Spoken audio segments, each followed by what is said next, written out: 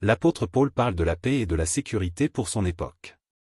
Il déclare, quand ils diront « paix et sécurité », alors une destruction soudaine viendra sur eux. Si ce verset devait connaître un second accomplissement à notre époque, il serait logique qu'il se réalise de manière similaire. Au 1er siècle, cette destruction s'est abattue sur Jérusalem. Aujourd'hui, nous pouvons constater que la situation au Moyen-Orient suscite de nombreux appels à la paix. C'est pourquoi nous ne devons pas négliger ce verset. Une hypothèse est que ceux qui pourraient proclamer cette paix soient les deux témoins. Ils sont ceux qui défendent la terre promise. La destruction viendrait alors sur eux, comme cela semble être décrit en Apocalypse 11. Où les deux témoins sont mis à mort par la bête écarlate. Également identifié comme le 8e roi.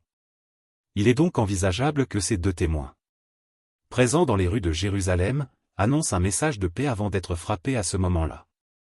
Il ne s'agit toutefois que d'une hypothèse.